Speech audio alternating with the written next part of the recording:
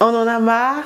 De nos jours, nous voyons comment est-ce que ceux qui sont appelés à nous conduire, à nous servir un bon plat, à nous donner de la bonne nourriture, comme l'Évangile nous la lance, mais nous voyons tout son contraire. Nous voyons comment est-ce que les hommes de Dieu sont exposés à la toile et cela fait la une aujourd'hui. Ce n'est plus quelque chose qu'on devait maintenant cacher. Pourquoi autant de scandales dans le milieu chrétien? Ensemble avec mon invité, nous allons essayer d'analyser et de donner nos points de vue. Vous êtes en train de suivre votre chaîne Opinions de Jeunes sur la vie. Bonjour et j'espère que vous allez bien chez vous. De notre côté, ça va. C'est votre chaîne Opinions de Jeunes sur la vie, telle que vous le savez tous. C'est une chaîne où nous développons beaucoup de sujets qui s'est vu le monde. Par rapport aux situations qui s'est vu le monde, nous donnons nos avis. Et aujourd'hui, nous voici avec un nouveau sujet. Pourquoi autant de scandales dans le milieu chrétien, dans le corps du Christ? Je ne suis pas seule. Je suis avec mon invité, M. Cardorel. Bonjour, M. Cardorel. Bonjour. Comment tu vas? Oh, ça va très bien, Madame Amandine. Avec Dieu, tout va bien. On bénit le Seigneur et j'espère que vous aussi, vous allez encore bien une fois de plus. Et c'est un plaisir, c'est un honneur pour moi de te recevoir aujourd'hui. Merci. Et ensemble, nous allons parler de ce qui se passe actuellement sur la toile. Oui. Pourquoi autant de scandales dans le milieu chrétien, le corps de Christ en général? Oui, je t'ai entendu dire ça dans ton introduction, autant de scandales, les hommes de Dieu exposés par-ci par-là, sur les réseaux sociaux. Et c'est quelque chose qui est un peu étonnant, parce qu'au lieu de voir même les païens le faire, il y a même des choses qui sont très terribles au niveau de l'Église. Exactement. Et effectivement, ça nous interpelle. Et aujourd'hui, on va essayer de voir ça. On va essayer de voir, donner notre avis, par rapport à ça. Et exactement. Quand tu m'as appelé pour me dire que, voilà, est-ce que M. Cardon pourrait un peu essayer de parler de ça, puisque c'est la une, est-ce que, voilà, j'ai pas hésité. Je me suis dit oui, pourquoi pas. Étant que frère, je pense que j'ai aussi quelque chose à dire par rapport à ça, qui pourra aussi peut-être aider certaines personnes, ou peut-être d'autres personnes qui pourront compléter, afin que ça aide aussi d'autres personnes. Exactement. Oui. Alors la question, pourquoi? Je vais d'abord commencer, je pense que tu as prévu la Bible.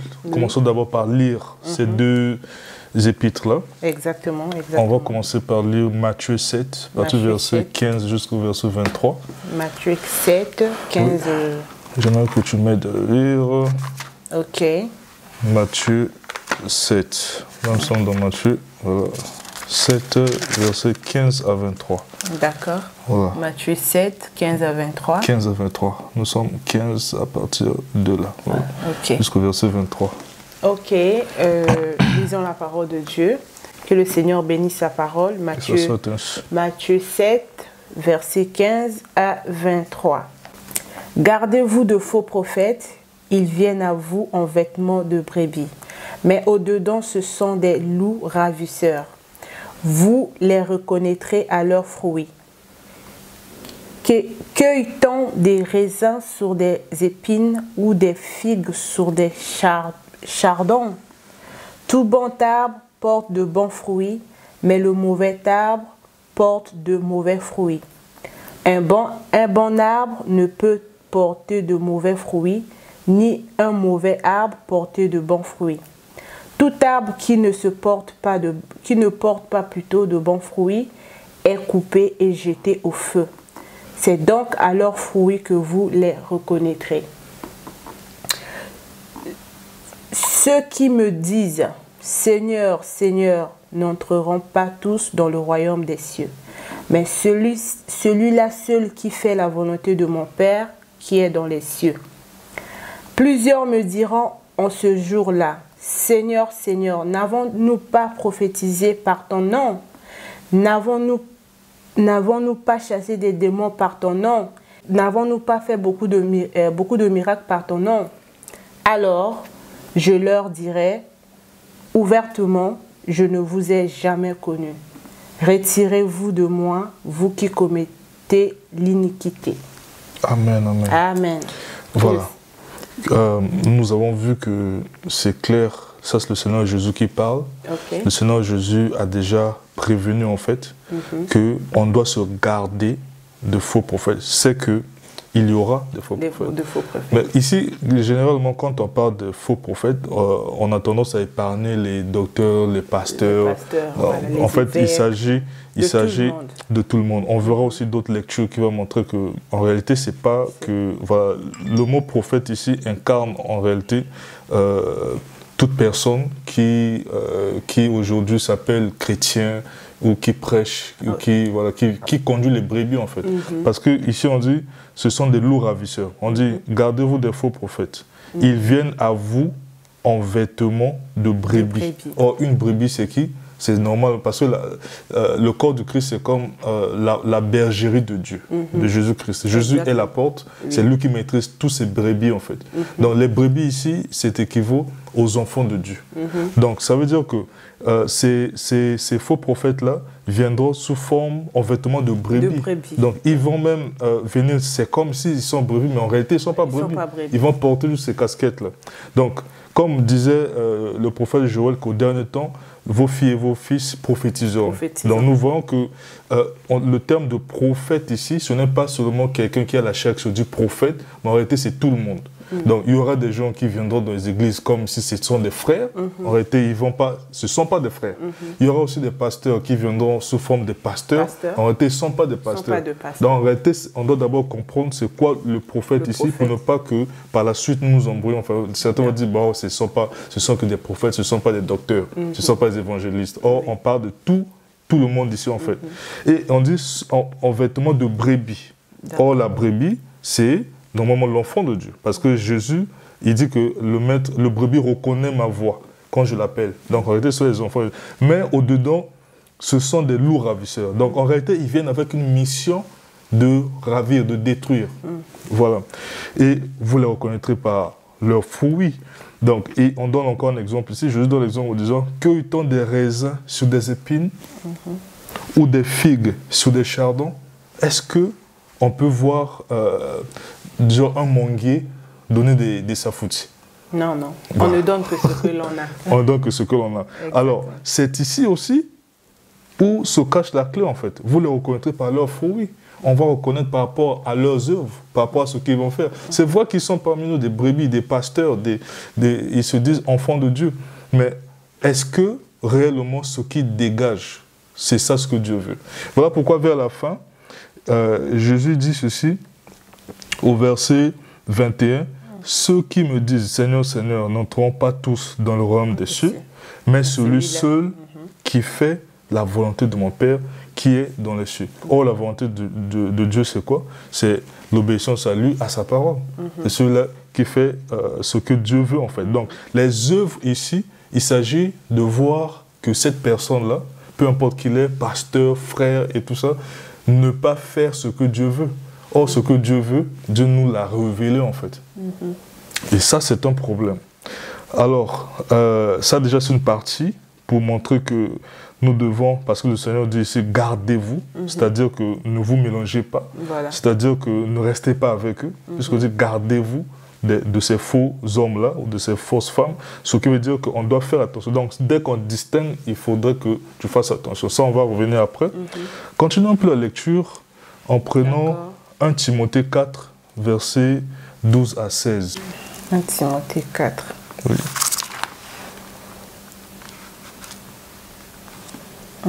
Verset 12 à 16.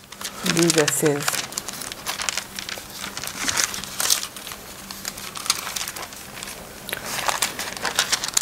Et si tu es là, tu peux déjà commencer. Que le Seigneur bénisse sa parole. Que ce soit ainsi.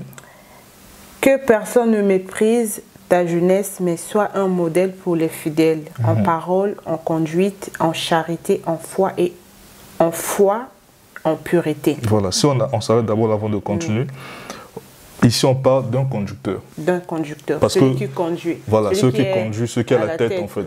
Parce qu'on parle de Timothée, l'apôtre Paul parle de Timothée. Exactement. Or, les scandales que nous voyons, ce sont ceux qui sont à la tête. Voilà pourquoi ça scandalise, ça fait mal, en fait, de voir qu'un conducteur, c'est-à-dire quelqu'un qui est à la tête d'une assemblée ou d'une église, se voit, en fait, voir ces nudités, ou tout ça qui se passe. Alors, on dit, l'apôtre Paul dit ici, c'est vrai que tu peux être jeune, que personne ne méprise ta jeunesse, parce que la jeunesse, c'est l'âge, ce qui s'accompagne avec parfois des immaturités aussi. Ça, on ne doit pas négliger ça. Oui. Mais, il dit, mais, sois un modèle pour les fidèles. En parole, en conduite, en charité, en foi, en pureté. En charité, en foi, en pureté. De ce qui veut dire que c'est déjà un problème, quand nous voyons déjà quelques conducteurs dans les adultères, les conducteurs dans les séparations des couples, les conducteurs dans les homosexualités, les conducteurs dans tout ce que nous voyons en fait, parce que c'est déjà un problème. En parlant de là, pour ne pas t'interrompre, oui. Mais ces conducteurs-là aussi, ce sont des hommes faits de chair. Est-ce que vraiment c'est le fait d'appartenir à Christ que c'est ce qui va faire à ce que qu'on se retienne la parole, enfin, c'est la parole. Est-ce que c'est tout le monde vraiment qui parvient à se soumettre à cette parole-là? C'est pas du tout aussi facile. Donc, est-ce que nous devons aussi leur tenir autant de rigueur? Alors, je pense que là, il y a aussi des jeunes repensent à ça. Parce que là, je vais lire un verset qui va différencier un conducteur à un homme de Dieu. Oui, ça, si on peut tout justement finir d'abord aussi, comme ça on va revenir, n'oublie pas ta question. Donc ici, on voit qu'il y a d'abord la pureté. On sait que tu es jeune, oui, tu peux faire tes débats, tu peux t'énerver, parce que c'est la jeunesse, l'adrénaline. On est jeune. Mais, on dit même ici là, mais sois un modèle. C'est-à-dire que dans les choses de Dieu, tu dois être un modèle. Voilà pourquoi il a différencié, il dit la jeunesse, parce que la jeunesse englobe un peu le tout. Tu peux aimer, peut-être, je sais pas, être motivé, dégagé. Oui, c'est la jeunesse. Mais de ce qui concerne les choses de Dieu, il faudrait que tu sois un modèle. Parce que les gens vont te lire. Et il dit un modèle pour les fidèles. Voilà, surtout pour les fidèles. En parole, donc tu ne dois pas prononcer des paroles insensées. En conduite. Voilà, c'est déjà clair. La conduite, ta manière de vivre, ta manière d'être. Il dit en charité. La charité ici, c'est quoi? C'est l'amour. Voilà, l'amour du prochain, l'amour de Dieu, ta manière d'obéir au Seigneur, c'est ça la charité. Il dit en foi, ta foi. Quand il y a des situations, quand il y a des problèmes, ça doit être un modèle.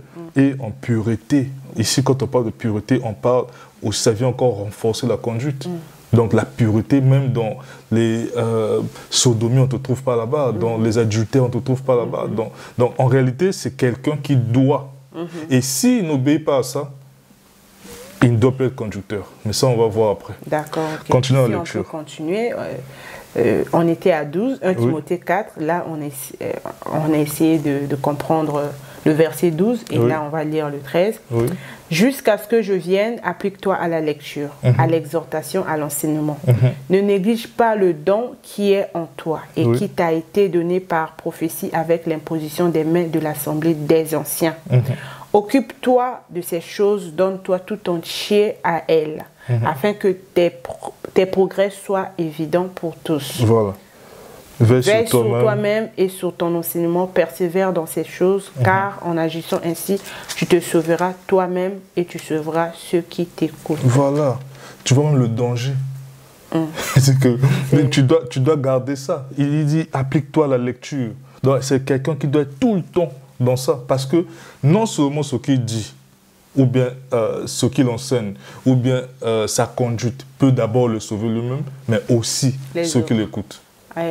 C'est un grand danger. Mais alors, à ce moment-là, si la personne ne se donne pas à ça lui-même d'abord, si la personne, ceux qui s'appellent conducteurs bien sûr, ne se donne pas d'abord aux choses, à l'enseignement de Christ, aux choses que le Christ veut, alors lui-même d'abord il est en danger et même ceux qui l'écoutent sont en danger.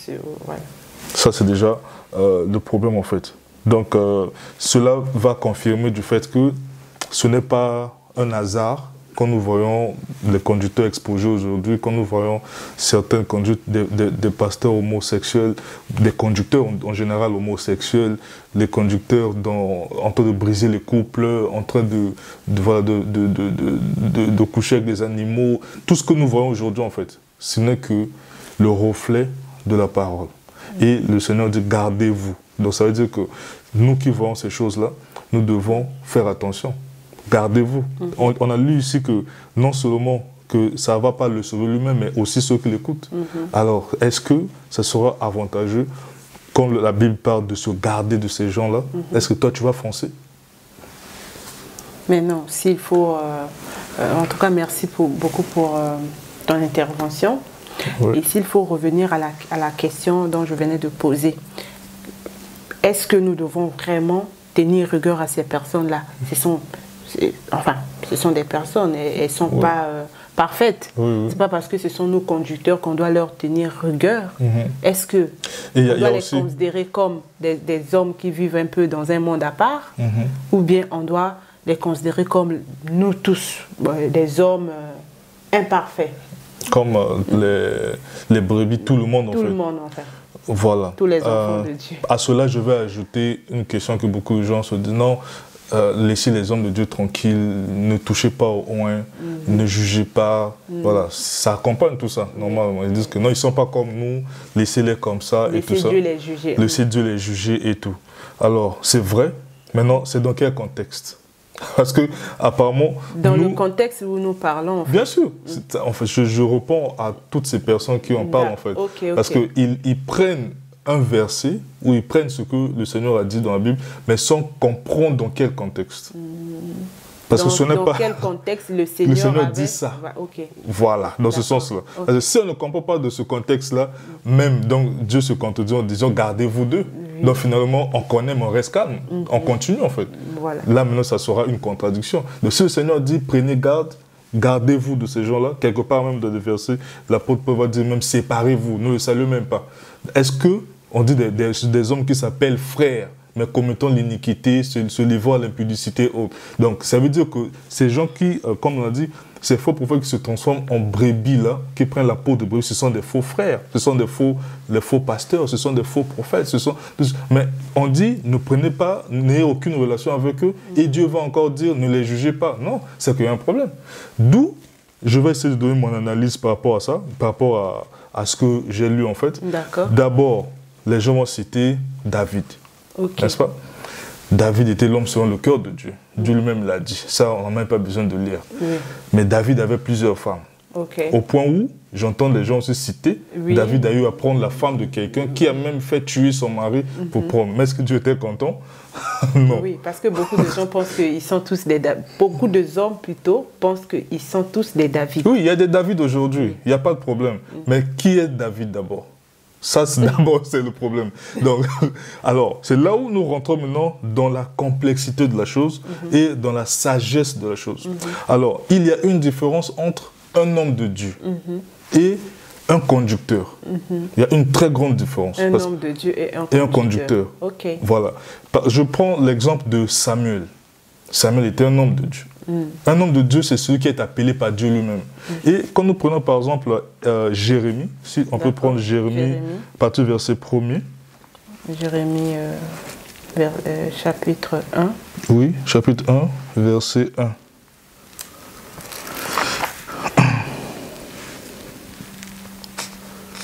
Si tu es là, tu peux lire avant moi.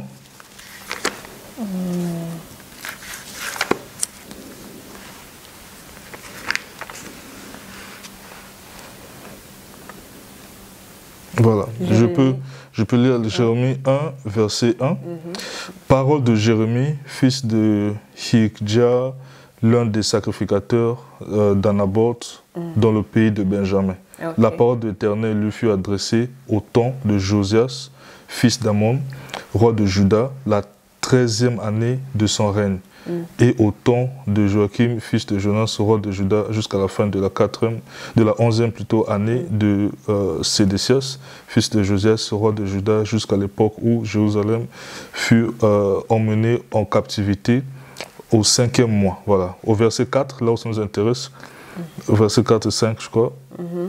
La parole de l'Éternel me fut adressée en ces mots. Ça, c'est Dieu qui le dit. Avant que je t'eusse formé dans le ventre de ta mère, je te connaissais. Et avant que tu fusses sorti de son sein, je t'avais consacré. Je t'avais établi prophète des nations. Ça, c'est un homme de Dieu. Donc, avant même que lui soit né, il était déjà consacré. Donc, ça veut dire que cette personne-là n'est pas comme tout autre, en fait, comme tout être humain. Il a été consacré. Et quand nous prenons le cas de Moïse, Moïse, c'était un homme, c'est-à-dire c'était un enfant. Et pourtant, on avait tué tous les enfants. Mais Dieu a fait que sa mère le laisse partir sur le fleuve. Et même Moïse va rentrer dans la maison de Pharaon. Il a été accepté de cette mort-là qu'on avait tué tous les bébés. Jusqu'à ce qu'il s'est formé là-bas. Et on a vu que c'est un homme de Dieu. C'est-à-dire quelqu'un qui a été formé pour ça. Et nous allons voir même, on va voir David, où Dieu dit l'homme selon mon cœur. On va voir Abraham, Dieu l'a apparu pour dire va. Donc c'était des hommes que Dieu lui-même, en fait, avait déjà choisis. Et les hommes que Dieu a choisis, quand nous allons lire maintenant on va lire dans Romains 8, verset 30, pour que les gens comprennent. Romains 8, verset 30. Voilà. J'y suis déjà. Oui. Je peux lire. Bien sûr. Que le Seigneur bénisse sa parole. Que ce soit ainsi. Et ceux qu'il a prédestinés, il les a aussi appelés.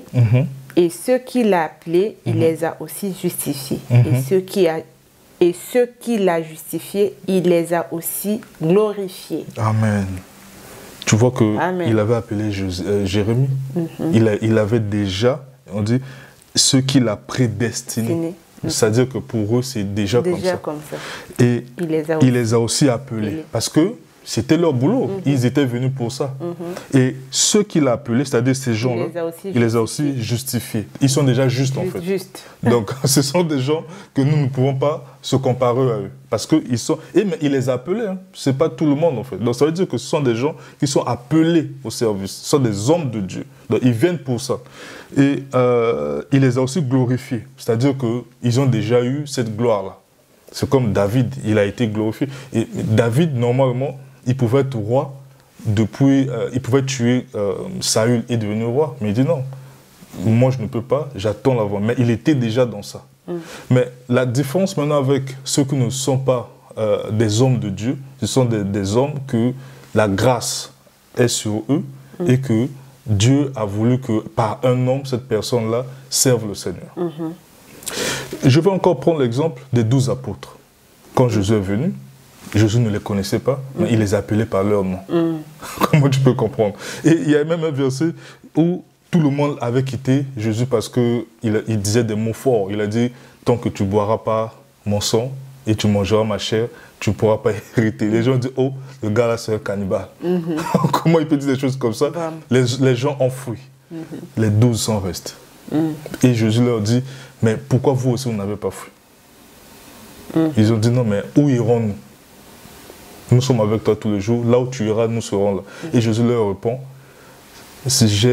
vous avez compris pourquoi je vous ai appelé 12. Mais parmi vous, un est le fils du diable. Voilà. Donc, c'est pour dire que ce n'était pas un hasard, Dieu en l'appelant ces 12-là. Il savait déjà que parmi les 12, 11 devaient être les disciples que lui formait, parce qu'après lui, il devait avoir une continuité. Et un était celui qui devait faire, il était prédestiné pour faire la volonté de Dieu, mais dans ce scandale-là.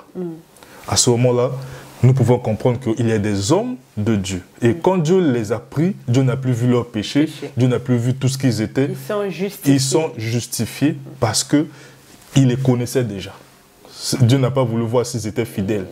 Mais par contre, les hommes que nous appelons aujourd'hui des pasteurs, ce sont des gens qui ont eu la grâce, par exemple, par leur conduite. On va voir, par exemple, où l'apôtre Paul conseillait comment choisir les anciens, les évêques et autres. Ce sont des gens qui sont fidèles. On dit, regardez parmi vous modèle pour l'Église. Ceux qui sont ceux qui sont des modèles, les bons frères, mariés d'une seule femme, qui soient comme ça. Ils ont gardé leur maison dans la conduite de Dieu, dans la soumission. Donc ce sont des critères qui vont maintenant faire à ce que le Seigneur te mette cette grâce-là de te choisir pour que tu sois à la tête d'une assemblée. Mais en réalité, tu n'es pas un homme de Dieu. Donc, et généralement, ça se passe par imposition des mains. À ce moment-là, on va t'imposer les mains, on te transmet l'onction. Donc, un homme de Dieu te transmet l'onction et toi, tu vas faire le service. Mais à ce moment, toi, tu peux perdre. Tu peux perdre par rapport à ta conduite. Par rapport à ta conduite aussi. Voilà pourquoi l'apôtre Paul mettait en garde Timothée. Sois un modèle. Il a conseillé d'abord aux gens de ne pas oublier du fait qu'il est jeune, mais il doit être un modèle, il doit être pur, il doit être ceci, il y a des critères. Et s'il n'était pas, l'apôtre Paul doit le sanctionner. Mais en réalité, c'était un pasteur, c'était un évangéliste. Donc Timothée était un évangéliste. Donc il faisait le service de Dieu, comme tous les pasteurs aujourd'hui, à la tête des assemblées. Mais il avait des critères. Mais lui-même, l'apôtre Paul, n'était pas pareil à lui. Donc, peu importe ce que l'apôtre Paul devait faire, il était justifié. Mais attention, il est justifié selon nous les hommes, voilà pourquoi on ne le juge pas, mais chez Dieu, il va toujours... il aura quelque chose à dire. Voilà, comme Moïse par exemple, il était justifié parce qu'il était déjà un homme de Dieu, mais quand il a mal fait ce que Dieu lui avait demandé de faire, Dieu lui a dit, tu ne rentreras pas dans la terre promise. Et Dieu lui a rappelé. Donc à ce moment-là, on doit faire la différence entre un homme de Dieu, c'est-à-dire un homme que Dieu avait déjà prédestiné pour le servir, et on doit faire attention avec un conducteur qui est un pasteur, un évangéliste, un prophète, mais qui a reçu l'onction. Il a reçu la grâce par rapport à sa conduite et l'onction que son père spirituel lui a donné, lui a transmis. À ce moment-là, lui, c'est comme Saül. Saül, c'était un roi. Dieu l'avait donné cette grâce-là, mais c'était à travers Samuel. Le Seigneur a parlé à Samuel que non, j'ai choisi Saül et tu dois le oindre. En fait, en réalité, Samuel lui a transmis l'onction en fait, par rapport à l'huile. Et Saül était parti. On a vu Saül aussi parmi les fils des prophètes. On a vu Saül quand il était encore dans sa bonne conduite. Dieu était avec lui. Mais quand Saül a gaspillé, Dieu s'est retiré. La Bible dit que non, Dieu s'est retiré de Saül. Et Saül, comprenant que Dieu s'était retiré, il cherchait à ce que Dieu puisse encore revenir. Georges cherchait sa miséricorde. La miséricorde. Il a beau chercher, mais il n'a pas eu cette grâce-là, parce qu'il avait détruit, jusqu'à ce qu'il est allé maintenant voir, consulter, enfin il est parti consulter les femmes qui consultent les morts. Et c'est ce qui se passe aujourd'hui. On voit des pasteurs, des évangélistes, des conducteurs, quand il comprend que Dieu n'est plus avec lui, comme il a déjà la foule, les gens sont là. Et l'église, c'est un business. Il y a de l'argent qui rentre. Il n'arrive plus à dire ouvertement que Dieu n'est plus avec moi. Alors, qu'est-ce qu'il fait, lui? Il va maintenant dans les loges. Parce qu'il doit garder la puissance, en fait. Saül cherchait pourquoi Dieu n'était plus avec lui, Dieu ne lui parlait plus. Il a cherché à savoir la volonté de Dieu. Dieu ne répondait plus. Il a cherché Samuel. Samuel n'était plus là. Jusqu'à ce qu'il est parti chercher les gens qui évoquent les morts. Parce qu'il n'avait plus autre moyen. Donc, une personne à la tête d'une église qui avait reçu une onction, il commençait à fonctionner quand il était dans la bonne conduite. Au moment où il tombe, Dieu se retire de lui. Il est exposé, il n'y a plus de prophéties, il n'y a plus de miracles, il prie Dieu, Dieu ne répond plus. À ce moment-là, étant qu'un être humain, c'est difficile maintenant d'abandonner. Et quand c'est comme ça, abandonne. Parce que justement, maintenant, si on revient tout justement sur ce point-là, quand il tombe, parce que la question était que ils ne sont pas comme nous. Oui, on a reçu cette différence-là, qu'il y a les appelés et il y a ceux qui ont été péchés par rapport à leur conduite. Genre, la grâce, c'est juste la grâce de Dieu à travers une onction. Maintenant, ceux qui ont été péchés, là, genre, enfin, quand je dis ceux qui ont reçu la grâce, je comprends. Qui ont reçu la grâce. Quand ils tombent là, maintenant, qu'est-ce que nous qui sont dans l'église, parce que l'église, c'est là où les gens se rassemblent au nom de Dieu.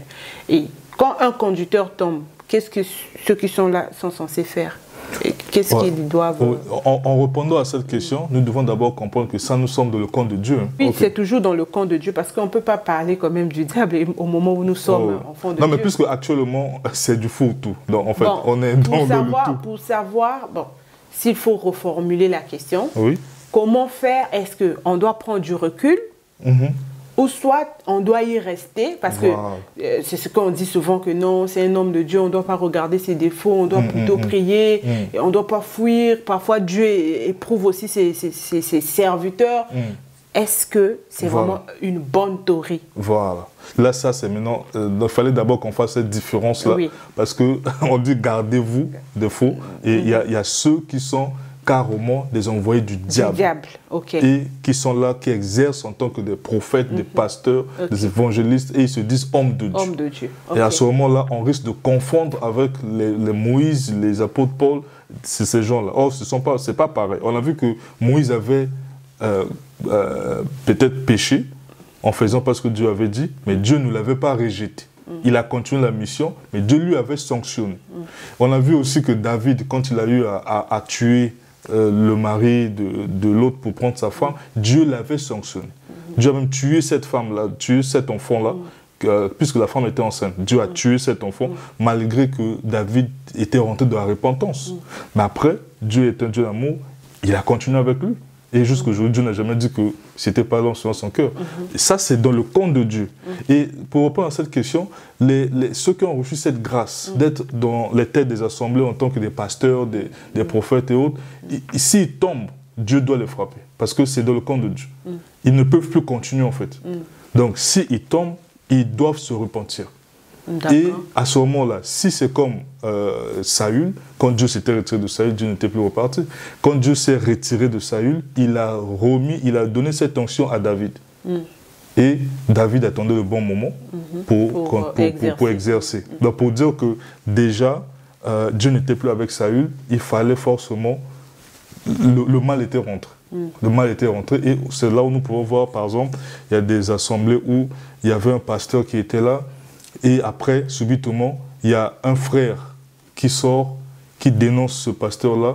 Il dit que non. Prend même la place du pasteur. Prend même la place du pasteur, c'est-à-dire en quittant même l'église. Et il va former une autre assemblée là-bas. Et certains frères vont et d'autres restent. À ce moment-là, c'est ce vape quand nous voyons ça. Donc lui, Dieu s'est révélé en lui que non, je ne suis plus avec celui qui est là, vous devez partir. Parce que là où il y a le mal, on doit éradiquer le mal. Vous devez partir. Et généralement, les hommes, ils ne sont pas humbles. Et pour quitter, ça doit être un problème. On a vu comment Saül a combattu David. C'est pour dire que celui que Dieu a déjà quitté peut combattre celui que Dieu a suscité en fait. Et à ce moment, ça peut faire une guerre et se séparer, mais le faux reste, le bien continue. Parce que Dieu ne peut pas rester là où il y a le faux déjà. Parce que celui-là va aller avec des loges, il va déjà s'allier avec des gens qui ont du pouvoir spirituel pour lui donner. Et cette onction doit continuer à régner dans l'Église. Ça, c'est dans le vrai. On verrait des séparations et autres. Maintenant, les victimes sont les brebis. Oui. Voilà pourquoi maintenant le brebis, dans tous les cas, quand il remarque déjà des signaux, c'est-à-dire des scandales, tu dois d'abord te ressourcer parce que le Saint-Esprit est là, heureusement. Le Saint-Esprit est là. Le Seigneur Jésus-Christ a dit, je suis parti, je vous laisse l'Esprit qui vous révélera ce qui est caché. Donc la puissance du Saint-Esprit est là pour ça. Donc le frère doit rester dans les Écritures, rechercher la face de Dieu. Mais pourquoi ça? Est-ce que c'est toi qui as demandé à ce serviteur-là de faire? Parce que quand c'est Dieu qui demande, oui, ça peut se créer des scandales. Ça, c'est normal. Par exemple, quand Dieu a demandé à Osée d'aller faire des enfants avec les prostituées, effectivement, c'était un scandale. Les gens qui connaissent Dieu, oh, mais comment ça, un homme de Dieu faire ça? Les scandales ne veulent pas forcément dire une mauvaise chose. Les scandales peuvent aussi être la réaction des gens face à une chose. Et le Seigneur, Dieu nous dit quoi? Sa sagesse est une folie pour les hommes. Donc Dieu peut demander à son serviteur de faire une chose qui peut être une folie pour les hommes, ça crée un scandale. Maintenant, celui qui se ressource, comme on l'a dit, il fait un backup, il dit, qu'est-ce qui se passe? Il sonde les Écritures, il sonde le Saint-Esprit.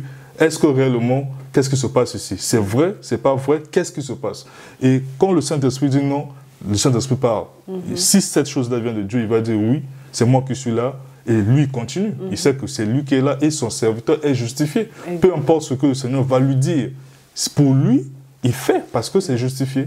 Maintenant, quand le Saint-Esprit te fait dire que ça, c'est pas de moi, il faut forcément s'éloigner. Si tu restes là, toi-même tu sais là où tu es en train de partir. Mais, donc, oui. Oui, la réalité nous montre aujourd'hui que peu de frères et sœurs, j'épargnerai un peu les frères, parce que les frères, oui. ils prennent quand même les choses de Dieu au sérieux. Mais les sœurs aujourd'hui ne lisent pratiquement vraiment pas en profondeur la parole de Dieu. De plus en plus il y a les scandales, de plus en plus la femme résiste. Qu'est-ce qui fait ça? Parce que, enfin, qu'est-ce qui fait à ce que la femme ne soit pas quand même sensibilisée sur tout ce qui se passe autour d'elle? Parce que c'est quand même important quand tu dis qu'on doit prendre garde de ce qu'on voit. On doit quand même se retirer pendant un moment. Moi, c'est ce que j'ai retenu. On doit se retirer pendant un moment. Pour chercher la vérité. Voilà, en fait. pour chercher la vérité. Mais on constate que la femme a du mal à se retirer. Qu'est-ce qui fait ça? Bon, ça c'est vrai, c'est un constat. Bon, il n'y a pas que les femmes, la majoritairement sont les femmes. Exactement. Dieu a donné à la femme, je dirais peut-être quelque chose en fait que l'homme n'a pas. Tu vas voir que les femmes ont tendance à croire facilement. Et tu vois aussi, je te donne un exemple, ceux qui étaient tout autour de Jésus, c'était beaucoup plus les femmes. Les femmes. Tu vois, ceux qui sont tout autour des pasteurs, c'est beaucoup plus les femmes. Les hommes sont très réticents. Donc les femmes, je dirais que s'il y a des gens qui vont hériter le royaume, il y aura beaucoup plus de femmes aussi. Waouh, c'est bien. Voilà. Prends ma part de place. Mais beaucoup aussi vont aller aussi dans la perdition parce que, tu vois, comme on a dit, elles croient facilement. Donc c'est comme ça que Dieu a créé la femme. Mais dans cette croyance-là, il faudrait que la femme s'associe aux Écritures, surtout à la recherche du Saint-Esprit, parce que c'est vrai, on a vu, il y avait que Jean qui était là quand on a cloué Jésus à la croix. Il y a eu les femmes et Jean qui étaient là. Il y a eu que Jean et les femmes qui étaient là. Mais il y a eu Marie de Magdala, Marie la mère de Jésus, il y a eu Jean qui était là. 2 femmes, c'était le pluriel. Celle qui était partie d'abord découvrir que Jésus s'était ressuscité, c'est toujours les femmes qui étaient parties. Alors, ça prouve que les femmes ont tendance à s'attacher. Oui. Elle a vu et puis elle est allée donner la nouvelle. Voilà, l'ange lui est apparu. Les femmes ont tendance à s'attacher. Donc, que ce soit par exemple un faux pasteur, un faux prophète, les femmes ont tendance à s'attacher malgré tout en fait. Donc, c'est ce qui fait un peu la différence. Et je dirais aussi que notre société, c'est à peine que la femme commence à être un peu émergente. C'est à peine que la femme commence à s'intéresser aussi aux choses intellectuelles. C'est à peine que la femme commence un peu à être... Jusqu'aujourd'hui, c'est même un combat encore. Il y a certaines sociétés où la femme est encore marginalisée. La femme est encore, non, tu ne vas pas aller à l'école. Ou quand elle arrive quelque part, pour finir même, ça devient compliqué. Donc, pour passer à l'étape de l'université encore en Afrique, la femme encore a du mal à passer. Je me rappelle, quand on était en première année à l'université, il y avait plus de femmes. Au fur et à mesure qu'on passait, les femmes diminuaient et c'était plus des hommes. Et à la fin, on se retrouve que par exemple... Les femmes persévéraient. Hein, on se retrouve par exemple dans toute une salle de filles. Pourquoi? C'est parce qu'au fur et à mesure qu'on va, il y a celles qui se marient, elles arrêtent les études. Il y a celles qui sont enceintes, elles arrêtent. Il y a celles qui ne pouvons pas passer à cause des professeurs. Les professeurs qui cherchent à les corrompre en couchant avec elles. Elle va aussi abandonner. Donc la femme connaît beaucoup de barrières sur le plan intellectuel. Voilà pourquoi c'est pas facile, c'est tout un combat. Et donc c'est tout ça qui fait que la femme, très rare, s'intéresse à la lecture, s'intéresse aux choses intéressantes, parce que le tout commence là. D'abord lire, s'intéresser, et surtout que derrière la parole se cache l'Esprit de Dieu, et voilà, la révélation viendra. C'est ça en fait, je pourrais dire c'est ça peut-être le problème. Donc elle préfère s'attacher à ce qu'elle entend en fait, au lieu de puiser la vérité. Ah oui. Bon, c'est un grand danger. C'était juste un constat que j'avais eu à faire, mais je pense que par rapport à la réponse aussi, on a su profiter de quelque chose. Alors s'il faut revenir sur le sujet par rapport au conducteur, qu'est-ce que nous devons retenir et qu'est-ce que nous devons vraiment faire? Parce que aujourd'hui, nous voyons que non, la vie, voilà, elle nous est donnée, le souffle de vie, et tout est permis, et on peut tout accorder à une quelconque personne. Et est-ce que vraiment il y a quelque chose que nous devons vraiment faire attention par rapport...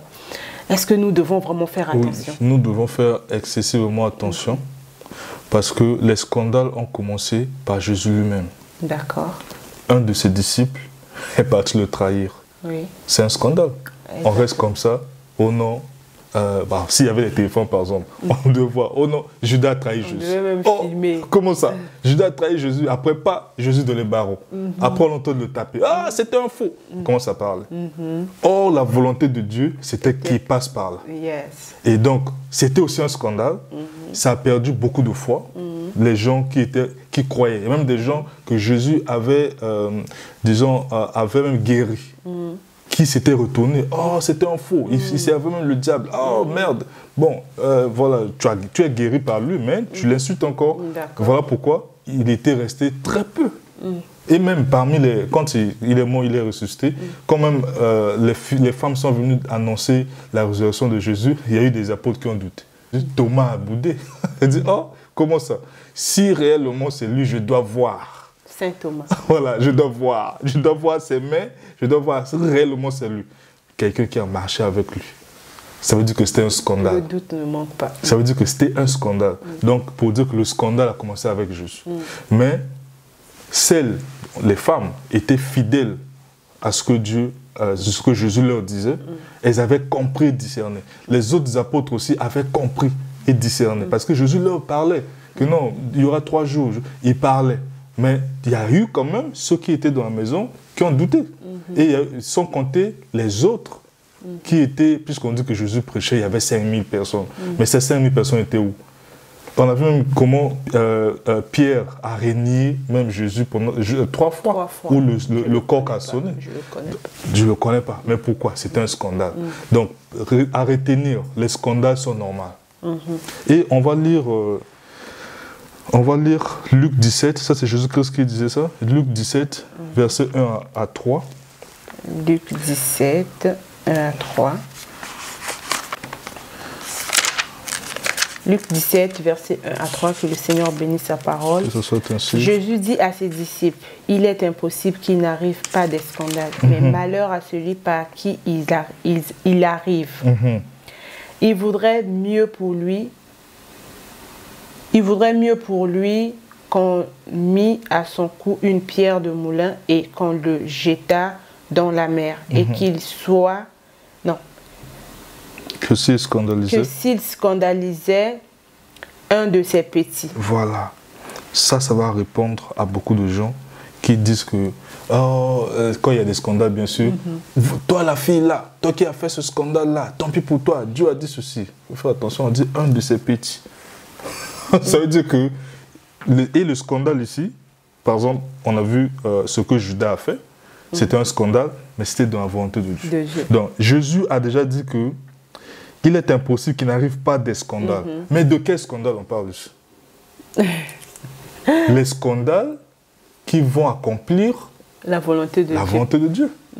Les scandales qui vont montrer que Dieu est vivant. Les scandales qui vont montrer que c'est lui, Dieu, qui veut ça en fait. Mais ce ne sont pas les scandales dus aux impuretés de l'homme. Ce ne sont pas les scandales au désir de la chair. Ce ne sont pas les scandales dus au péché en fait. Tout justement. Tu as donné un exemple de Osée qui était parti avec les prostituées. Mais ça aussi c'était un scandale de désir de la chair. Non. C'est Dieu qui lui avait dit d'aller. Mais maintenant, pour ces hommes-là, comment saurons-nous que c'est Dieu? Tu l'as dit, en demandant la volonté de Dieu. Maintenant, on doit quand même souligner ici que pour connaître la volonté de Dieu, bon, ça c'est mon avis, pour connaître la volonté de Dieu, il faudrait que l'homme soit attaché à sa parole et applique aussi sa volonté. Mais de nos jours, nous voyons aussi des sœurs qui partent juste, des sœurs et frères, excusez-moi, qui partent à l'église juste par coutume. Mais non. Est-ce que ça sera facile pour ces derniers-là pour connaître réellement, pour savoir réellement distinguer la volonté de Dieu? Ça, c'est le danger, c'est, je dirais, la complexité c'est ce qui est très difficile, mais heureusement, la parole de Dieu est là. D'accord. Heureusement, le Saint-Esprit est là. Pour ceux qui sont connectés Celui qui n'est pas connecté, aujourd'hui, c'est son problème parce que Dieu a tout donné. D'accord. Est-ce que tu vois, ça c'est pas la responsabilité de Dieu. D'accord. Donc s'il faut orienter, parce que nous ne devons pas, le Seigneur demande à ceux qui ont reçu de donner à ceux qui n'en ont pas. Bien sûr. Maintenant, s'il faut donner un message aux frères et sœurs ignorants qui ne lisent pas la parole de Dieu, parce que le but c'est de les aider en fait. Je dirais, ne te limite pas à ce que tu entends. Il y a un verset qui parle des chrétiens. Il y avait une catégorie de chrétiens. Il y avait 2 assemblées de chrétiens. Quand Jésus était mort, les apôtres commençaient à véhiculer le message que Jésus, le scandale que vous avez vu là, ne voyait pas ça. Il a fallu qu'il passe par là. Il commençait à prêcher cette nouvelle évangélisation là. Parce que c'est un scandale, tout le monde le savait. Mais il y avait ceux qui avaient conclu en nous que c'était un fou, un homme était venu, c'était un fou, il est mort comme ça. Mais il était ressuscité. Il a fallu qu'il y ait des témoignages. Il fallait que ces apôtres-là fassent le travail. Et parmi le travail qu'ils faisaient, ils sont passés dans 2 assemblées. Il y a une assemblée qui avait pour habitude d'écouter et d'aller vérifier dans les Écritures. Donc quand on disait que non, Jésus s'est ressuscité le 3e jour, ils sont allés vérifier. Est-ce que les Écritures avaient prédit ça? C'est là où ils ont vu que oui, mais Psaume avait prédit ça, Ésaïe avait prédit ça, Jérémie avait prédit ça. C'était écrit, c'était le Christ. Ils ont cru. Maintenant, il y avait une autre catégorie de l'Assemblée. Ils n'avaient pas pour habitude d'aller puiser les Écritures et vérifier ce qu'ils entendaient. À ce moment-là, ils n'avaient pas cru. Parce que pour eux, ils disaient que, voilà, enfin, ils se sont limités sur ce qui se disait. Or, la meilleure version, c'est de lire et de comparer ce qui sort de cette personne-là, de comparer cet enseignement-là et voir dans la parole de Dieu. Si c'est dans la parole de Dieu, ça peut être aussi un moyen de vérifier aussi. Maintenant, une autre chose aussi, si aujourd'hui nous croyons au Seigneur Jésus-Christ, c'est parce que nous voyons la suite de ce scandale-là. Le scandale de la croix a emmené quoi après? On a vu les apôtres chasser les démons au nom de Jésus. On a vu même les gens qui n'ont pas vu Jésus comme les apôtres Paul faire des choses que les apôtres font. On se dit, donc finalement, Jésus est vrai. Jésus est puissant. Ça veut dire quoi? Le scandale amène à quelque chose pour la volonté de Dieu. Quand tu donnes l'exemple d'Osée, effectivement, par la suite, on a vu que les enfants que Osée était parti, le Seigneur lui avait dit d'aller pour faire les enfants, mais en réalité, les enfants-là, c'était à travers ces enfants que le bien était sorti dans ce pays de malédiction. Donc, on a vu qu'à la fin, il y a eu le but de Christ. Donc, Dieu avait un but dans ça. C'est là où, donc le temps, pour aussi répondre, le temps peut aussi déterminer que ce scandale était pour Dieu. Ce que le monde appelait scandale, bien sûr, parce que c'est, on peut dire, c'est un scandale qu'on voit un pasteur aller vers, par exemple, des femmes, plusieurs femmes. Mais comment ça? Mais si c'est Dieu qui lui envoie, à ce moment, ça va faire pécher beaucoup de gens. Mais ceux qui auront la grâce, comme tu as dit, ce n'est pas tout le monde qui lise la Bible, qui est connecté au Saint-Esprit, ne pourront pas savoir, mais le temps va leur permettre de comprendre que non, c'est Dieu qui était dans ça. Et si ce n'est pas ça aussi, c'est la disparition totale. Dieu va frapper. Et là, tel que tu as dit, qu'est-ce que je dois dire? Puisque le temps aussi, on ne sait pas quand. On ne sait pas quand et on ne sait pas quand partir. On ne sait pas aussi quand mourir. Du coup, on peut rester dans le mal, comme ça, pensant que j'attends le temps. Or, la meilleure manière, c'est de faire quoi? Je vous conseille, chers frères et sœurs, je vous dis la vérité. Je ne vous mens pas. Tout est dans la parole de Dieu. Prenons le temps, nous tous, de lire la parole, de sonder les Écritures. Le Saint-Esprit est là pour ça, pour nous aider. Et même, il y a eu beaucoup d'exemples dans la Bible, des hommes qui lisaient seulement, ils ne comprenaient pas. Dieu a envoyé les serviteurs pour venir les éclairer. On a vu un homme comme Corneille, qui est un homme qui faisait que les hommes, il était bien devant les gens, il craignait Dieu à sa manière. Dieu a envoyé un ange vers lui pour dire qu'il appelle un serviteur. ça aussi, ça lui a permis de croiser un bon serviteur. De ce qui veut dire que si d'abord, c'est vrai, tu ne peux pas croire à un homme de Dieu aujourd'hui, parce qu'il y a des scandales. Tu n'as pas aussi la capacité de distinguer ou de discerner si réellement ce scandale-là vient de Dieu. Ce que je vais te demander, c'est d'être comme Corneille. On va lire Corneille, comme ça, ça va vraiment confirmer ce que nous disons là, pour ne pas que ce soit juste un récit comme ça. Oui. Acte 10, Acte 10, ok, c'est dans Acte des Apôtres, Acte 10. Acte 10. Oui. Verset combien tu es là, attends, on va voir partir verset 7. Est-ce qu'on peut remonter? Acte 10. Voilà. Voilà, on peut commencer à partir du verset 1er. Acte 10, verset 1er. Oui. Que le Seigneur bénisse sa parole. Ça soit ainsi. Il y avait à Césarée un homme nommé Corneille. Centenier dans la cohorte dite italienne. Oui. Cet homme était pieux et craignait Dieu. Avec toute sa maison, il faisait beaucoup d'aumônes au peuple et priait Dieu continuellement. Voilà. Cet homme n'avait pas un pasteur. Cet homme n'avait pas un prophète. Mais cet homme craignait Dieu, sa conduite. Il faisait beaucoup d'aumônes. L'aumône, c'est quoi? Les offrandes, en partageant les gens, les orphelinats, les enfants démunis. Il y a beaucoup de choses qu'on peut faire, pas seulement dans une église. Parce que tu ne connais pas cette église-là. Cet homme craignait Dieu. Mais si aujourd'hui on dit que comment craindre Dieu, c'est que vraiment on n'a pas de conscience. Dieu est dans notre conscience, Dieu est dans la nature, et la nature nous enseigne, ne fais pas du mal et tout. Dieu est dans la parole de Dieu, lis la parole de Dieu, là où la parole de Dieu dit ne fais pas, ne fais pas. Cet homme le faisait, il était comme ça, il faisait les aumônes. Et il priait Dieu continuellement. Aujourd'hui, prier Dieu, c'est facile. Il suffit de parler seulement, en fait. Même quand on ne comprend pas, on peut lui poser une question. On peut lui poser une question. C'est ce que cet homme faisait. Alors, qu'est-ce qui s'est passé? Vers la 9e heure du jour, il vit clairement dans une vision un ange de Dieu qui entra chez lui et qui lui dit « Corneille ». Les regards fixés sur lui et saisi d'effroi, il répondit « Qu'est-ce, Seigneur ?» Et l'ange lui dit, tes prières et tes aumônes sont montées devant Dieu et il s'en est souvenu. Voilà, avant de continuer, ce qu'il faisait, sa conduite, ses prières de tous les jours, il était resté sobre. Il faisait que la parole de Dieu. Aujourd'hui, on peut lire, on sait ce que Jésus veut, l'amour, la charité, et enlever la rancune, enlever les désirs du monde, reste sobre, fais ce que la Bible te demande de faire. Quand tu lis, tu croises quelque chose que tu fais, tu dis Seigneur, aide-moi, je ne veux plus faire. Tu continues. Un ange, on dit Dieu s'est souvenu de lui. Parce que Dieu ne laisse pas celui qui fait le bien. Dieu est juste. C'est ça sa justice. Il ne peut pas, si tu fais le bien et que Dieu te laisse, c'est que Dieu n'est pas Dieu.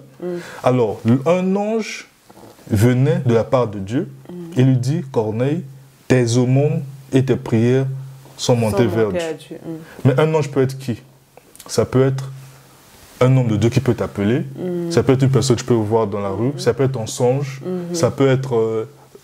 par exemple, là que nous parlons, ça peut aussi être un ange qui te dit que tes prières se sont montées. Et quelle est la suite? Envoie maintenant des hommes à Jopé et fait venir Simon, surnommé Pierre. Voilà. Même si on s'arrête là, l'ange lui donne la direction. Exactement. Donc ça veut dire qu'on ne doit pas suivre un homme de Dieu parce qu'il parle bien, parce qu'il s'habille bien. Parce que dans son église, il y a des gens qui sont des hauts cadres. Des hauts cadres, ok, si tu pars là-bas, tu auras un bon mari ou bien une bonne femme ou tu vas croiser. C'est même ça. On part dans une église parce qu'il y a des bonnes personnes. Il y a des bonnes personnes et tout. On ne va pas dans une église parce qu'il y a beaucoup de gens. Or, on a vu que si nous parlons très bien pour ceux qui ne croient pas que Dieu existe, enfin que les hommes de Dieu existent, et qui s'abstiennent à aller vers des églises. À ce moment-là, reste comme Corneille, parce que tu peux sonder cette écriture. Quand on dit sonder l'écriture, veut dire quoi? Tu dis, aujourd'hui, je vais être comme Corneille. Et je veux voir, c'est réellement. La Bible, c'est une parole qui ne ment pas d'abord aussi, et puis qui a beaucoup d'exemples. Voilà. Le cas de Corneille peut être ton cas, peut être mon cas. Et si tu sens de ça, ça deviendra ton cas. C'est-à-dire si tu portes ça, tu dis qu'aujourd'hui je vais être comme Corneille. Qu'est-ce que Corneille a fait? Corneille faisait les aumônes, Corneille faisait les aumônes au peuple, donc c'était pas dans les églises, mais obéissait à la parole de Dieu. Et prier Dieu continuellement. Je vais commencer à faire ça et voir réellement. Voilà. Si l'ange avait apparu à Corneille, l'ange va m'apparaître aussi. Et pour me montrer la bonne direction. Oui, à ce moment-là, tu entends le même hier, aujourd'hui éternellement. C'est de la même manière que nous disons, Anne avait fait ceci, Anne avait persévéré. C'est un exemple. On te dit porte l'exemple de Anne. On peut te dire, un tel avait fait ceci, il était boiteux, ou il était aveugle de naissance, mais porte ça. Elle avait touché la robe, la femme qui avait le sang, qui a touché la robe de Jésus. Tu as porté ça, non? Tu peux aussi porter la bonne chose, parce que Corneille, ce qu'il a fait, ça fait que Dieu s'est souvenu de lui et Dieu lui a donné une direction. Pour dire que, comme Dieu a déjà prédit, il y aura les faux prophètes transformant en vraies brebis. Est-ce que si quelqu'un se transforme, ça veut dire qu'il n'y avait que les faux? Si quelqu'un se transforme, c'est qu'il y a d'abord des vrais, mais eux, ils viennent maintenant avec la peau de ces brebis-là. Donc en réalité, il y a des vraies brebis. Ça veut dire qu'il y a des vrais hommes de Dieu qui sont là. Mais si tu te mets dans la conduite de Corneille, forcément, Dieu viendra d'une certaine manière te montrer le chemin. Et à ce moment-là, tu pourras partir. Oui, ça c'est... Merci encore pour la réponse. Merci. Et maintenant, il y a le camp de l'ennemi qu'on n'a pas parlé. Justement, c'est sur ça que je voulais aussi rebondir. Oui. Enfin, que tu éclaircisses aussi par rapport au cas du diable maintenant. Parce que là, c'était pour le cas des hommes de Dieu. Les vrais qui servent le Seigneur aussi peuvent être scandalisés par rapport à la volonté de Dieu. Mais non. Ceux qui ne sont pas de Dieu et qui sont de l'autre camp. Et qu'est-ce qu'il faut faire dans ce cas-là? C'est toujours sonder les Écritures, chercher toujours la face de Dieu, ou bien on doit carrément prendre la fuite quand on sent déjà que là, ça ne va pas. Ouais. Là, si déjà une personne est... ici, on sort du contexte de Corneille, c'est-à-dire une personne qui est neutre, qui cherche d'abord à sonder l'Écriture pour voir par où aller. Ça, c'est biblique. Maintenant, si la personne est déjà dans une église, dans une assemblée, et il y a des scandales, même s'il n'y a pas de scandale, parce que ce n'est pas forcément dit qu'il y a des scandales. Même parce qu'il y a des scandales. Parce on doit aussi préciser, on peut être quelque part, mais son esprit ne donne pas. On peut participer à un culte où, à la fin, on ne sent pas vraiment. Et on peut aussi être au milieu d'un conducteur qui est tout le temps cité dans des scandales continuels. Qu'est-ce qu'il faut faire? Voilà. Donc, peu importe le cas. Actuellement, il y a des gens qui sont un peu perdus. Je crois que ce sujet va quand même... édifier beaucoup de gens et tout.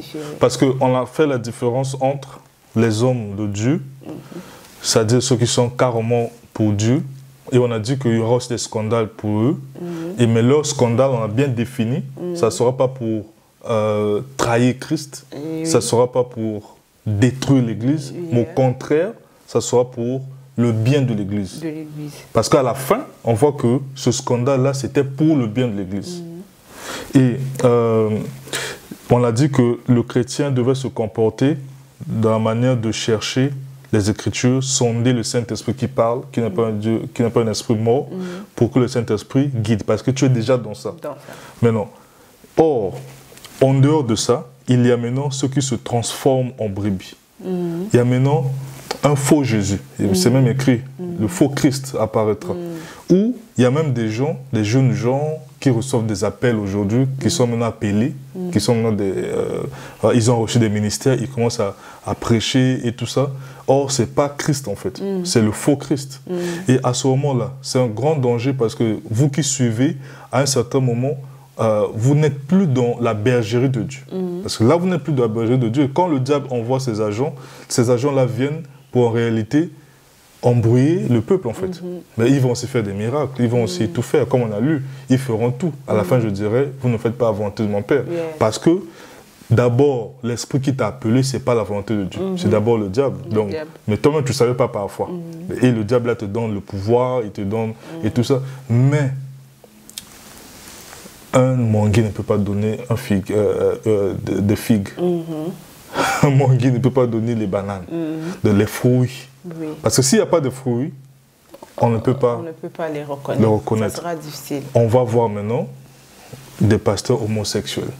Est-ce que l'homosexualité est pour la gloire de Dieu? Non. Dieu va gagner quoi dans ça? Pas du tout. On n'a pas besoin de réfléchir, même sonder les Écritures. Est-ce que... Mais il peut avoir, pour ne pas te couper, il peut avoir des pasteurs qui étaient homosexuels. Après, par la suite, ils ont demandé... Dieu l'a appelé? Non. Au départ, ils étaient appelés. Et puis, ils sont tombés en étant homosexuels. Après, ils se sont humiliés devant le Seigneur. Voilà, je reconnais et tout. Chercher en quelque sorte miséricorde.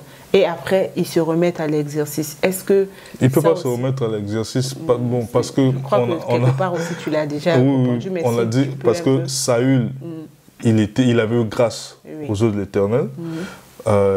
Et Saül il était oint par Samuel. Mais quand il a gaspillé, Dieu s'est retiré. Et quand Dieu se retire, ma soeur, je te dis que la Bible nous a montré que quand Dieu se retire, pour qu'il revienne encore, c'est pas facile. Donc ce que nous voyons, parce que ce que je dis là, c'est important. Hein. C'est pas moi en fait, c'est ce qui se passe. Donc, si on voit déjà un homme qui était homosexuel, enfin pas un homme, hein, un conducteur qui était d'abord en Christ, qui devient homosexuel, et après, quelques temps après, il se repent. Et après, au fil du temps, encore après, on constate qu'il s'est remis à l'exercice. Donc, à ce moment-là, on doit seulement lui traiter carrément de faux. Parce qu'on doit voir la Bible. Oui, par rapport aux Écritures. On doit voir la Bible. Oui. N'est-ce pas? Dans la Bible, il y a un verset là qui le dit clairement. Puis, on peut prendre Hébreu 6. Hébreu 6. Verset 4 à 8. Hébreu 6. Verset 4 à 8. Oui. Hébreu 6, verset 4 à 8. Hébreu 6, verset 4 à 8, lisons la parole de Dieu. Oui. Car il est impossible que ceux qui ont été une fois éclairés, qui ont goûté le don céleste, qui ont eu part au Saint-Esprit, qui ont goûté la bonne parole de Dieu et les puissances du siècle à venir, et qui sont tombés, soient encore renouvelés et amenés à la repentance, puisqu'ils crucifient pour leur part le Fils de Dieu et l'exposent à l'ignominie. Lorsqu'une terre est approuvée par la pluie qui tombe souvent sur elle, et qu'elle produit une herbe utile à ceux pour qui elle est cultivée. Elle participe à la bénédiction de Dieu. Mais si elle produit des épines et des charbons, elle est reprouvée et près d'être maudite, et on finit par y mettre le feu. Il est dit quoi? Car il est impossible. Ça, c'est la parole de Dieu. Parce que, quelquefois, ne mettons pas notre intelligence en fait. Quand on met notre intelligence, l'intelligence de l'homme, c'est la folie pour Dieu. Or, nous devons que prendre ce qui est dans la Bible. À ce moment, ce n'est pas nous qui le disons. L'intelligence de Dieu, c'est la folie pour les hommes. Pour les hommes. Et l'intelligence des hommes, c'est la folie pour Dieu. Donc, pour dire que Dieu ne comprend même pas ce que nous disons. Mais Dieu, il vous a déjà donné, on prend ça. Car il est impossible que ceux qui ont été une fois éclairés, n'est-ce pas que le conducteur était d'abord éclairé? Il avait la grâce. Ont goûté le don céleste, il a goûté le don céleste. C'est comme Saül avait prophétisé. Il avait goûté au don céleste. Ce conducteur-là aussi, ou ce pasteur-là, ce prophète-là, a eu à goûter au don céleste. Donc, il connaissait Dieu. Il a même chassé les démons. Qu'est-ce qui se passe encore? Il dit, qui ont eu part au Saint-Esprit. Ils ont eu part au Saint-Esprit, ils ont conduit. Et encore, qui ont goûté à la bonne parole, donc qui ont goûté la bonne parole de Dieu et les puissances du siècle à venir. Il a eu part de ça. Et qui sont tombés, soit encore renouvelés et amenés à la repentance, Donc ça veut dire qu'ils sont tombés. Parce que quand on parle de repentance, c'est que quelqu'un est tombé. Puisqu'ils crucifient pour leur part le Fils de Dieu et l'exposent à l'ignominie. Donc, en réalité, la Bible dit que c'est impossible. Même quand il donne encore l'autre parabole, lorsqu'une terre est abreuvée par la pluie, qui tombe souvent sur elle, et elle produit une herbe utile à ceux pour qui elle est cultivée, elle participe à la bénédiction de Dieu. N'est-ce pas? Mais si elle produit des épines et des chardons, elle est réprouvée et près d'être maudite. Et on finit par mettre le feu. C'est plus utile en fait. Donc en fait, Dieu veut dire que c'est impossible. En fait, nous, on ne va pas répondre à ça. Mais on va seulement dire que la parole de Dieu nous fait comprendre que c'est impossible que cet homme-là, qui d'abord avait goûté au don céleste, qui connaît le Saint-Esprit, qui connaît la parole de Dieu, qui a même prêché les autres, et après, lui-même être sodomisé, ou bien encore aller faire des scandales, en tout cas, pour que, voilà pourquoi j'ai dit que, pour que cet homme-là revienne encore, c'est-à-dire que pour que Dieu revienne encore dans cet homme et qu'il agisse encore, ça peut être possible, mais c'est très difficile. Il faudrait que cette personne-là ait vraiment la grâce de Dieu, afin que... Mais si, oui, ce que tu dis là, c'est vrai, mais si on voit aussi, par rapport au conseil que les autres serviteurs donnent, puis Psaume 103, verset 10, il dit que si on peut lire, justement. Verset 10 à 11. Ok, Psaume 103, verset 10 à 11, que c'est bien sa parole. Il ne nous traite pas selon nos péchés, il ne nous punit pas selon nos iniquités. Mais autant les cieux sont élevés au-dessus de la terre, autant sa bonté est grande pour ceux qui le craignent. C'est ce verset 11. D'accord. Donc, si on n'est pas puni par rapport à nos péchés, mais au moins on faisait quelque part sa volonté. Non. Ceux qui parlent ici, c'est le roi David. D'accord. Le roi David était qui, comme selon la différence que j'ai donnée, c'était un homme justifié. Ah, donc parfois aussi les hommes de Dieu mélangent les versets pour embrouiller le peuple de Dieu, ou bien? Non. Parce que ça peut être le contexte où ça peut être un scandale d'un homme de Dieu. Oui. Si c'est un homme de Dieu, par exemple, quand David a eu à tuer son gardien pour prendre sa femme, c'était un scandale. Les gens qui ont su cela ont vu que comment est-ce que lui peut faire? Puisque la femme là, c'était la femme de quelqu'un qu'eux connaissaient. À un moment donné, elle devait être dans sa maison. C'est aux yeux des gens, c'est un scandale. À ce moment, ce scandale-là a fait perdre aussi la foi de certaines personnes. Maintenant, vu que c'est un scandale, mais Salomon est sorti dans ça. Tu vois que derrière un scandale que Dieu agrée, il y a toujours quelque chose après. Mais les gens qui ont jugé David peuvent maintenant prendre ce verset-là. On peut leur dire ça. Que non, attention, David, c'est un homme justifié. Dieu ne le juge pas par rapport à ses péchés, parce qu'il est déjà justifié. Et à ce moment-là, quand tu creuses maintenant de la volonté de Dieu, le Seigneur va te dire arrête, laisse David tranquille. Parce que c'est vrai qu'il a péché, mais il s'est repenti parce que c'est un homme agréé en fait. Donc je peux dire qu'avant de conclure, je peux dire que avant enfin pas de juger ou bien d'apporter son avis, on doit d'abord regarder comment cet homme a été appelé.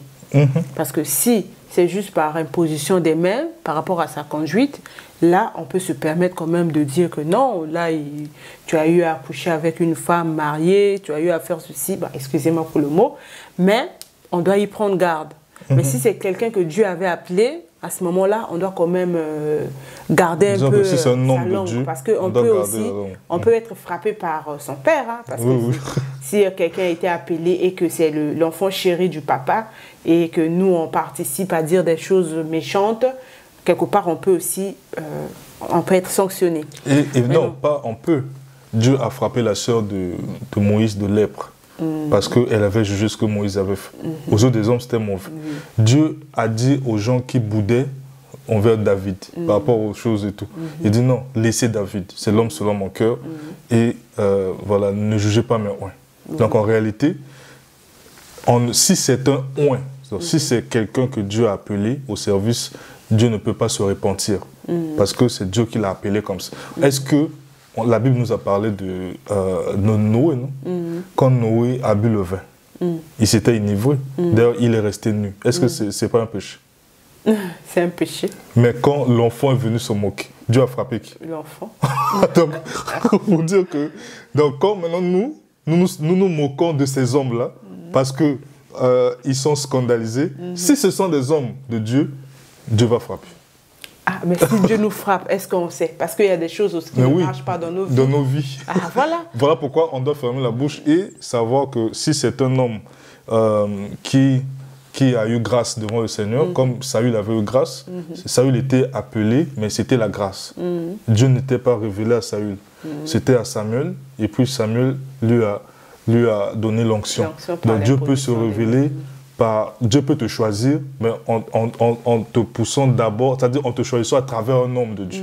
Et cet homme-là te transmet l'onction, tu fais l'œuvre de Dieu. Et Dieu peut facilement te quitter si tu ne fais pas attention. D'où, ok, si tu voulais ajouter ou bien je peux conclure. Avant de conclure, j'aimerais quand même qu'on souligne des choses qui sont un peu quand même visibles au sein d'une église de Dieu. Voilà. Qu'est-ce qu'on doit constater d'abord, premièrement, dans une église, au sein d'une église? Qu'est-ce qui doit attirer d'abord notre attention, premièrement, quand on peut faire part d'une église, d'un enseignement? Qu'est-ce qui doit d'abord attirer dans une assemblée, quoi. Ça veut dire que pour aller dans une assemblée, qu'est-ce qui doit d'abord attirer notre attention? Bon, si la personne ne se comporte pas comme Corneille, parce que Corneille, c'était lui et sa maison seule, et Dieu s'est révélé, à ce moment-là, il n'y a pas eu de problème. Maintenant, si c'est par toi-même, parce que Dieu ne s'est pas révélé en toi, tu penses que par toi-même, ou bien par une invitation, on peut t'inviter, tu peux aller dans une assemblée. Maintenant, c'est là où peut venir la question, qu'est-ce qui peut pousser la personne à s'attacher? Alors, moi, je vais déconseiller aux gens de regarder les choses selon les hommes, selon les humains. Selon les humains, ici, ça veut dire quoi? On regarde cette église-là dans sa structure humaine. Est-ce que c'est très bien construite? Est-ce qu'il y a des gens bien là-bas? Est-ce qu'on peut lire les vrais frères? Est-ce qu'on voit des vraies sœurs? Est-ce qu'on voit disons que la manière dont les gens sont là-bas? Parce que seul Dieu connaît la profondeur de toutes choses. Et aujourd'hui encore, où le diable s'est infiltré, on dit se transforme en brebis. Donc, seul le propriétaire du brebis saura que ça, c'est pas à moi. Mais en réalité, nous les hommes, on voit que ce sont les brebis. Mais Dieu, il sait que ce n'est pas à moi, en fait. Donc, du coup, par les yeux humains, on ne peut pas distinguer une église de Dieu ou de pas de Dieu. Mais il y a quand même quelques grands signes par rapport à la parole de Dieu et surtout par rapport à l'enseignement. On peut voir l'enseignement. Est-ce que cette église croit d'abord en Jésus-Christ? Parce que c'est vrai, Dieu était là, tout le monde... Dieu est le Père de tout esprit, mais aujourd'hui, nous traversons l'ère où le Seigneur Jésus-Christ est déjà venu. Le Seigneur Jésus-Christ est le portier et tous ceux qui doivent voir le Père doivent passer par lui. Est-ce que d'abord, c'est Christ qui est enseigné? Si c'est d'abord pas le Christ, il faut déjà illico presto changer de direction. Parce que c'est Christ qui est la porte. Il n'y a pas un autre chemin. D'abord Christ. Après cela, on peut maintenant chercher. Puisque c'est Christ qui est prêché, peu importe la manière dont c'est prêché, il faut maintenant chercher à s'accrocher à l'Esprit Saint pour te pousser. Parce qu'il y a même des frères ou des sœurs qui peuvent demander à l'Esprit Saint de leur révéler l'appel de cet homme de Dieu. Et Dieu parle. Parce que, en réalité, quand tu vois dans une assemblée, là je veux souligner quelque chose, une définition, l'assemblée n'est pas une association. Ce qu'on appelle par l'église aujourd'hui. Normalement, ce sont les assemblées.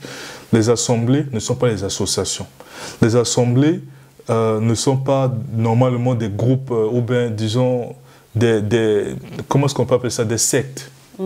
Or, les assemblées, comme disait l'apôtre Paul, ne dites pas que vous êtes de Paul, ceux-là sont de Pierre, ceux-là sont d'Apollos. Non, nous servons tous le Christ. Donc, les assemblées, en réalité, ce sont juste des groupements de personnes qui suivent le Seigneur Jésus-Christ sous ces ministres-là. Donc en réalité, il y a beaucoup de groupements. Et la grande question ici, c'est de savoir si ce ministre-là, qui est l'homme de Dieu-là, a reçu l'appel de Dieu. S'il a reçu l'appel de Dieu, à ce moment-là, si tu es dans ce groupement-là, tu écoutes maintenant l'enseignement qui se donne par ce ministre-là, par cet homme de Dieu. Parce que cet enseignement, ça vient de Dieu. Dieu lui parle, lui dit.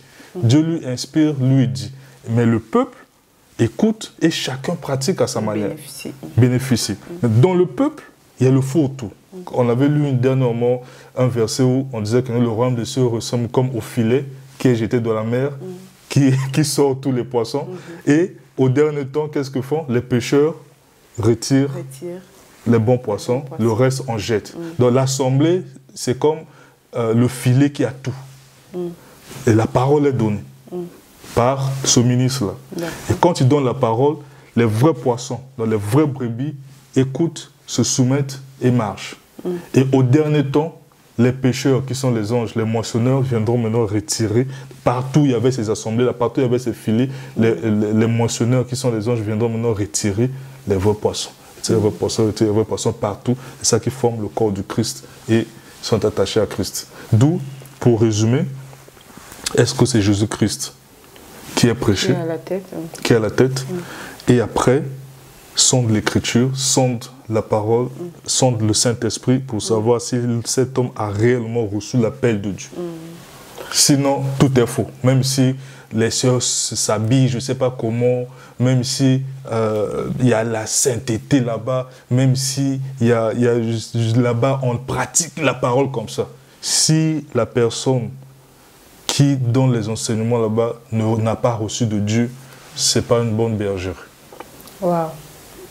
Que le Seigneur nous aide et qu'il nous préserve. En tout cas. Ok, alors là, nous sommes déjà à la fin, pratiquement à la fin. Et quel est le mot de la fin par rapport à tout ce que nous venons, enfin, tout ce que nous vient d'évoquer comme question, réponse. Qu'est-ce que les enfants de Dieu qui nous suivent, qui par chance tomberont sur cette vidéo-là? Alors, je dirais, arrêtons de dire que nous ne jugeons pas les hommes de Dieu, voilà, laissez-les faire ce qu'ils veulent et nous les suivons, nous faisons notre part. C'est une parole très dangereuse. Parce que si cet homme-là ne vient pas de Dieu, vous êtes en train de suivre un appelé du diable. Parce que ces scandales-là ne glorifient pas Dieu. Un homme un conducteur ou un homme entre parenthèses de Dieu qui se trouve dans un scandale de sodomie, de briser les couples en couchant avec les femmes mariées, dans le péché en fait, il faut faire très attention. Maintenant, je dirais aussi, donc on arrête d'abord de dire ça. D'accord. Et si on arrête de dire ça, ça ne veut pas dire qu'on les critique. Non, on ne les critique pas aussi. Parce que ce sont les hommes. Hein? Ce sont des hommes. Ne les critiquons pas. Ne les critiquons pas. Ne disons pas qu'ils sont facilement comme ça faux. Maintenant, prenons garde et essayons maintenant de sonder l'Écriture. Parce que il y a des choses, on ne dit pas tout. Il y a des choses que Dieu lui-même peut susciter pour sa gloire. Après, il sait pourquoi il le fait. Donc, quand Dieu a voulu que ça se passe comme ça, c'est-à-dire, ça peut être... son monde. Il fait tout ce qu'il veut. Et celui qui est appelé par homme de Dieu, c'est quelqu'un qui exécute ce que Dieu lui demande de faire. Si Dieu lui demande aujourd'hui d'avoir peut-être 1000 enfants, il va le faire. Si Dieu lui demande aujourd'hui de séparer, je ne sais pas, un couple, ou bien de faire quelque chose qui peut être un scandale pour les hommes, il va le faire. Parce que c'est un homme de Dieu, mais cette chose-là peut être un problème pour les humains. Donc du coup, on reste sous nos gardes, on essaie de voir est-ce que Dieu est derrière ça. Si Dieu est derrière ça, il n'y a pas de problème, c'est sa vie, c'est sa mission. Toi, tu prends ce qui te concerne. Mais si la chose qui est scandale ne vient pas de Dieu, sodomie, briser les couples des gens, franc-maçonnerie, homosexualité, est-ce que Dieu va gagner quelque chose dans ça? Je pense pas. Il faut carrément quitter cet endroit-là et aussi toujours la référence, la Bible, la parole de Dieu, et sonder le Saint-Esprit pour savoir. Maintenant, pour ceux qui ont déjà fini la foi, enfin ils n'ont plus de foi, voilà, en allant dans les assemblées, soyez comme Corneille, nous l'avons lu, et essayez de pratiquer la parole de Dieu, de prier continuellement, de faire les aumônes, et certainement, le Seigneur va se souvenir de vous et il va vous envoyer une direction. Il va vous donner une direction par rapport à ça. Wow. Merci. Nous avons été tous bénis ce soir et nous savons que par la grâce de Dieu, nous allons être éclairés parce que Dieu n'abandonne pas ses enfants. Ceux qui ont été déjà choisis avant même d'être de ce monde, le Seigneur ne les abandonne pas. Et pour ma part, je dirais juste que là où il y a les faux, il y a les vrais. Parce qu'aujourd'hui, nous voyons, il y a plus d'incrédulité en disant que non, voilà, Dieu n'existe. Est-ce que les hommes de Dieu existent? Est-ce que les vrais existent? On ne doit pas se tromper en disant que tous ce sont des faux. Non, là, si vraiment tous ces serviteurs étaient de faux, et qu'il n'y avait pas les hommes de Dieu vrais qui existaient. Donc là, vraiment, on ne croit pas quand même à l'existence de Dieu, d'abord lui-même tout-puissant, et de son Fils Jésus-Christ. Donc, quelque part, là où il y a le faux, il y a toujours les bonnes graines. Donc, cherchons la face de Dieu. Nous sommes au temps de la fin. Et tout ce qui se passe, heureusement pour nous les chrétiens, le Seigneur, le Saint-Esprit est là et le Seigneur nous avait déjà mis en garde par rapport à la saine doctrine. Et merci de nous avoir suivis jusqu'à la fin, merci d'avoir été là et je crois que dans quelques jours, nous allons encore faire une vidéo qui va certainement encore aussi vous édifier. Soyez bénis et soyez fortifiés parce que c'est pas facile avec tout ce qui se passe, vraiment de tenir jusqu'à la fin. On sait tous que c'est pas du tout facile parce que ça n'honore pas le corps du Christ. Avec tout ce qui se passe, ça n'honore pas du tout le Seigneur. Mais si on s'attache à lui, on ne peut pas perdre sa foi. Parce que ce qui se passe ce sont des choses qui ont été déjà dites au préalable. Donc, pour ma part, je vous dis au revoir et soyez bénis. Au revoir. Bye bye. Bye bye.